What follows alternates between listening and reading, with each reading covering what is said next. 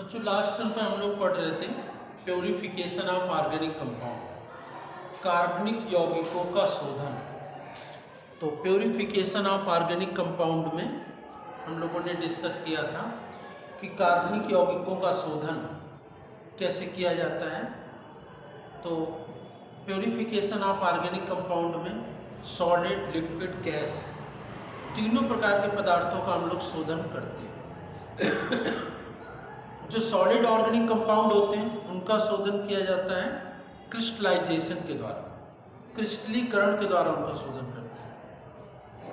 और दूसरा जो लिक्विड होते हैं, द्रव होते हैं, तो उन कार्बनिक पदार्थों का शोधन हम लोग करते हैं डिस्टिलेशन या आसवन के द्वारा करते हैं। डिस्टिलेशन या आसवन में क्या होता है, पदार्थ को पहले गर्म करना फिर उसको ठंडा करना, वेपराइजेशन प्लस कंडेंसेशन, इसी को कहते हैं डिस्टिलेशन या आसवन। आसवन की कितनी विधियां हैं? 4। सिंपल डिस्टिलेशन या साधारण आसवन, दूसरा है प्रभाजी आसवन या फ्रैक्शनल डिस्टिलेशन, तीसरा है वैक्यूम डिस्टिलेशन या निर्वात आसवन, चौथा है भाप आसवन या स्टीम डिस्टिलेशन। तो लास्ट टाइम पर हम लोगों ने 2 डिस्टिलेशन पढ़े, एक सिंपल डिस्टिलेशन और दूसरा हम लोगों ने पढ़ा था कौन सा, फ्रैक्शनल डिस्टिलेशन।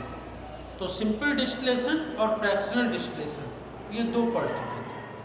आज हम लोग उसी के बाद पढ़ेंगे स्टीम डिस्टिलेशन। स्टीम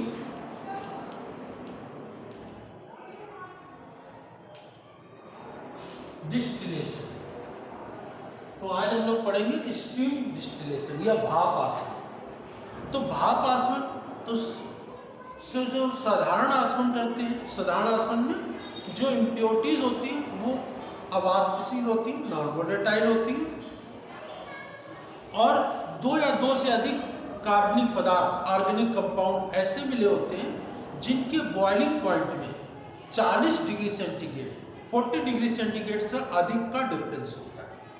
तो उनका सिंपल डिस्टिलेशन के द्वारा प्योरिफिकेशन करते हैं। और जो फ्रैक्शनल डिस्टिलेशन है, फ्रैक्शनल डिस्टिलेशन या प्रभाजी आसवन उन कार्बनिक यौगिकों का करते हैं, ऑर्गेनिक कंपाउंड का करते हैं जिसमें इम्प्योरिटीज जो है वो अवाष्पशील होती, नॉन वोलेटाइल होती। लेकिन जो ऑर्गेनिक कंपाउंड मिले हुए हैं उन ऑर्गेनिक कंपाउंड्स के बॉइलिंग पॉइंट में जो डिफरेंस होता है वो 40 डिग्री सेंटीग्रेड से कम का होता है, 40 डिग्री सेंटीग्रेड से कम का अंतर होता है। तो फ्रैक्शनल डिस्टिलेशन करते हैं। अब ये जो स्टीम डिस्टिलेशन आज हम लोग पढ़ेंगे, भाप आसवन या स्टीम डिस्टिलेशन। तो ये भाप आसवन या स्टीम डिस्टिलेशन किन ऑर्गेनिक कंपाउंड का करते हैं? कौन से जो ऑर्गेनिक कंपाउंड ऐसे होते हैं जिनका हम स्टीम डिस्टिलेशन करते हैं, भाप आसवन करते हैं? तो उन कार्बनिक पदार्थों का जो कि जल में अविलेय होते हैं, जल में सोलुबल नहीं होते, जल में वाटर में डिसॉल्व नहीं होते, नॉन सोल्यूबल इन वाटर। तो जो ऑर्गेनिक कंपाउंड जल में घुलते नहीं, जल में वाटर में सोल्यूबल नहीं होते, लेकिन वाटर वेपर के साथ वेपराइज हो जाते हैं, ठीक है ना। ऐसे ऑर्गेनिक कंपाउंड जो जल में, वाटर में डिसॉल्व नहीं होते, जल में नहीं घुलते, लेकिन वाटर वेपर के साथ, जल वाष्प के साथ वाष्पीकृत हो जाते हैं, उनका शोधन हम स्टीम डिस्टिलेशन या भाप आसवन के द्वारा करते हैं। तो ये पॉइंट आपको याद रखना है कि स्टीम डिस्टिलेशन या भाप आसवन कब करते हैं। तो स्टीम डिस्टिलेशन या भाप आसवन उन कार्बनिक यौगिकों का करते हैं, उन ऑर्गेनिक कंपाउंड्स का करते हैं जो वाटर सोल्यूबल नहीं होते, जल में नहीं घुलते, जल में नहीं घुल रहे, वाटर सोल्यूबल नहीं है, लेकिन जल वाष्प के साथ, वाटर वेपर के साथ वो वेपराइज हो जाते हैं, वाष्पीकृत हो जाते हैं। तो उनका शोधन हम स्टीम डिस्टिलेशन या भाप आसवन के द्वारा करते हैं। अब इस प्रोसेस के द्वारा मोस्टली जो ऑर्गेनिक कंपाउंड बहुत ही कम मात्रा में होते हैं, जो दूसरी विधियों द्वारा नहीं हो सकते हैं, और इस प्रोसेस से नाइट्रोबेंजीन और एनिलीन, ये दो एग्जाम्पल आप याद रखेंगे। नाइट्रोबेंजीन और एनिलीन, इनका शोधन, इनका प्योरिफिकेशन हम स्टीम डिस्टिलेशन या भाप आसवन के द्वारा करते हैं, क्योंकि ये वाटर सोल्यूबल नहीं है, लेकिन वाटर वेपर के साथ, जल वाष्प के साथ वाष्पित हो जाते हैं। ठीक है ना। तो अब इसको देखते हैं, जो डायग्राम बनाया है इसमें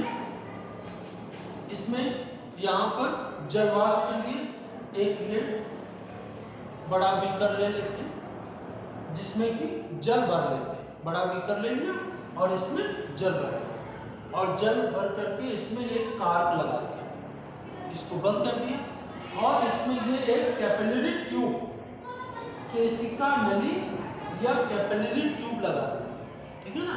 इसको हम कहते हैं केशिका नली, केशिका नली। ठीक है ना। या इसको इंग्लिश में कहते हैं कैपिलरी ट्यूब, कैपिलरी ट्यूब या केशिका नली लगा देते हैं ना, जो बंद होती है। और यहाँ पर एक डिलीवरी ट्यूब या निकास नली लगा देते हैं, और निकास नली को ये डिस्टिलेशन फ्लास्क या आसवन फ्लास्क से जोड़ते हैं। ठीक है, डिस्टिलेशन फ्लास्क या आसवन फ्लास्क से जोड़ते हैं। और इस आसवन फ्लास्क में क्या ले लेते हैं?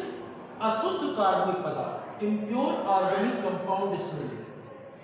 ठीक है ना, इम्प्योर ऑर्गेनिक कंपाउंड या अशुद्ध कार्बनिक पदार्थ इसमें ले लिया, और इसको हम इस फ्लास्क को स्टैंड से लगा देते हैं। स्टैंड से लगा दिया, और इसमें क्या ले लिया? इम्प्योर ऑर्गेनिक कंपाउंड ले लिया, अशुद्ध कार्बनिक कंपाउंड। और इसमें भी एक कार्ब लगा दी।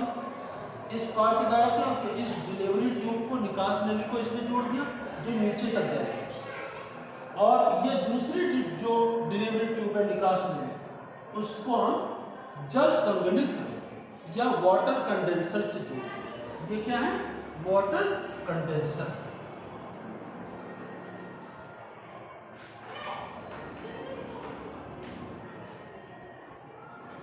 तो ये वाटर कंडेंसर से जोड़ देते हैं, जल संघनित्र से जोड़ देते हैं। जल संघनित्र में क्या होता है? एक तरफ से पानी अंदर जाता है और दूसरी तरफ से पानी बाहर निकलता है। तो ये बीच की नली इसमें क्या हो जाती है? ठंडी हो जाती है। और जल संघनित्र को किससे जोड़ देते हैं? एडेप्टर से जोड़ देते हैं। और ये एडेप्टर कोनिकल फ्लास्क या ग्राही से जुड़ा होता है। ठीक है ना। तो इस प्रकार से, और इसके बाद ये सब पूरा ऑपरेटर सेट करने के बाद क्या करेंगे? दो बर्नर लगा देते हैं, स्प्लिट लैंप या बर्नर इसमें दो लगा देते हैं। एक बर्नर, एक स्प्लिट लैंप, तो ये पानी से भरे बीकर में लगा देते हैं, नीचे पानी को गर्म करते हैं, और दूसरा इस फ्लास्क के नीचे लगा देते हैं। तो दो बर्नर देते हैं। तो जो इसमें इनऑर्गेनिक कंपाउंड है वो भी गर्म होता है, और इधर पानी को भी गर्म करते हैं, और इसको पानी को क्या कर देते हैं? खौलाते हैं, खौलने लगता है पानी। तो जब पानी खौलने लगता है, इसकी वाटर वेपर बनने लगती है, जलवाष्प बनने लगती है, और ये जलवाष्प ये डिलीवरी ट्यूब या निकास नली के द्वारा ये आसवन फ्लास्क या डिस्टिलेशन फ्लास्क में पहुंचती है, जिसमें कि अशुद्ध कार्बनिक यौगिक, इम्प्योर ऑर्गेनिक कंपाउंड भी है। और ये इम्प्योर ऑर्गेनिक कंपाउंड, अशुद्ध कार्बनिक पदार्थ भी गर्म होता है, और उधर वाष्प आ रही है, वाटर वेपर भी आ रही है, और ये भी गर्म हो रहा है। तो क्या होता है?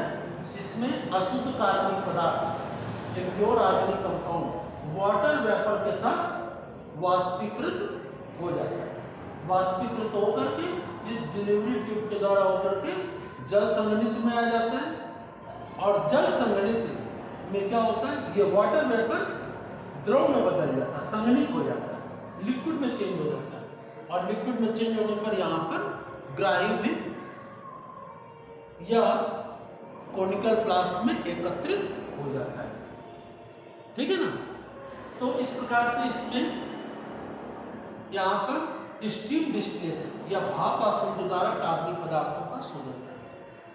अब यहाँ पर ये देखिए, जो ये कैपिलरी ट्यूब लगी हुई है, कैपिलरी ट्यूब क्यों लगा दी कि बाई चांस वाटर वेपर बहुत ज़्यादा बढ़ जाए तो इसमें जो दबाव है, वो प्रेशर है, वो डिस्टर्ब ना हो। इसके लिए क्या करेंगे, जैसे प्रेशर जो होता है वो डिस्टर्ब हुआ, वाटर वेपर ज़्यादा बन गई, तो ये बीकर टूटने ना पाए, इसके लिए यहाँ पर ये कैपिलरी ट्यूब निकास नली लगा दी, कैपिलरी ट्यूब या केशिका नली लगा, क्योंकि जब प्रेशर पड़ेगा तो ये कैपिलरी ट्यूब से ही पानी बाहर निकल जाएगा, वाटर वेपर बाहर निकल जाएगी और फ्लास्क टूटने नहीं पाएगा, ये सुरक्षित बना रहेगा। इसके लिए हमने कैपिलरी ट्यूब लगाया। ठीक है ना। तो भाप आसवन में क्या करते हैं, कब करते हैं, स्टीम डिस्टिलेशन कब करते हैं, स्टीम डिस्टिलेशन या भाप आसवन तब किया जाता है जब ऑर्गेनिक कंपाउंड कार्बनिक पदार्थ जल में अभिलय होता है, वाटर में सोल्यूबल नहीं होता है, लेकिन वाटर वेपर के साथ वेपराइज हो जाता है, वाष्पीकृत हो जाता है, तो उसका शोधन हम स्टीम डिस्टिलेशन के द्वारा करते हैं। ठीक है ना। भाप आसवन के द्वारा करते हैं। भाप आसवन में अशुद्ध कार्बनिक पदार्थ को, इम्प्योर ऑर्गेनिक कंपाउंड को फ्लास्क में लेते हैं, स्टैंड पे लगा देते हैं और इसमें वाटर वेपर बीकर में जल को उबालते हैं और इसमें वाटर वेपर भी पहुंचा देते हैं। तो जब यहाँ ऑर्गेनिक कंपाउंड भी गर्म है, वाटर वेपर भी, तो टेम्परेचर काफ़ी हाई हो जाता है। ठीक है ना। यहाँ पर वाटर वेपर भी पहुँच रही है, ऑर्गेनिक कंपाउंड जो अशुद्ध या इम्प्योर ऑर्गेनिक कंपाउंड वो भी गर्म होता है, तो यहाँ का टेम्परेचर काफ़ी हाई हो जाता है। तेजी से ऑर्गेनिक कंपाउंड वाटर वेपर के साथ वेपराइज होकर के, वाष्पीकृत होकर के निकास नली के द्वारा वाटर कंडेंसर में आ जाता है। और वाटर कंडेंसर में क्या होता है, जो वाष्प होती है, वाटर वेपर होती है, वो द्रवित हो जाती है, लिक्विड में चेंज हो जाती है और यहाँ अडेप्टर से होते हुए ग्राही में या कोनिकल फ्लास्क में द्रव के रूप में एकत्रित हो जाती है। तो इस प्रकार से इसमें जो ऑर्गेनिक कंपाउंड है, जो जल में नहीं घुलता है लेकिन वाटर वेपर के साथ वेपराइज हो जाता है, तो उसका शोधन हम लोग स्टीम डिस्टिलेशन के द्वारा करते हैं। तो ये आप कंप्लीट करिएगा, इसका डायग्राम बनाइएगा और ये भी इसमें मुख्य रूप से ध्यान रखना है, स्टीम डिस्टिलेशन कब करते हैं कि जब ऑर्गेनिक कंपाउंड जल में नहीं घुलता है, वाटर में सोल्यूबल नहीं होता है, लेकिन वाटर वेपर के साथ वेपराइज हो जाता है। तो हम फ्लास्क जिसमें इम्प्योर ऑर्गेनिक कंपाउंड लेते हैं, उसी में वाटर वेपर पहुंचा देते हैं, जल वाष्प पहुंचा देते हैं और फिर उसकी वाष्प को हम ठंडा करके द्रव में बदल देते हैं। तो यहाँ पर इम्प्योर ऑर्गेनिक कंपाउंड और वाटर दोनों आ गए। वाटर में वो ऑर्गेनिक कंपाउंड सोल्यूबल है नहीं, तो वाटर तो इसमें अलग हो जाएगा और ऑर्गेनिक कंपाउंड क्योंकि सोल्यूबल नहीं है तो वो अलग अलग लेयर के रूप में रहेंगे। वाटर और ऑर्गेनिक कंपाउंड यहाँ पर दोनों अलग अलग रहेंगे, सोल्यूबल है नहीं, तो इसको एक सेपरेटिंग फन्नल, पृथककारी की या सेपरेटिंग फन्नल के द्वारा जल को ऑर्गेनिक कंपाउंड से अलग कर लेंगे, क्योंकि अपने आप ये अलग होंगे। ठीक है ना, क्योंकि सोल्यूबल है नहीं। तो इसको बनाएंगे, कंप्लीट करेंगे और नेक्स्ट टर्न पर प्योरिफिकेशन और ऑर्गेनिक कंपाउंड्स की जो नेक्स्ट प्रोसेस है उसको हम लोग डिस्कस करेंगे। Thank you.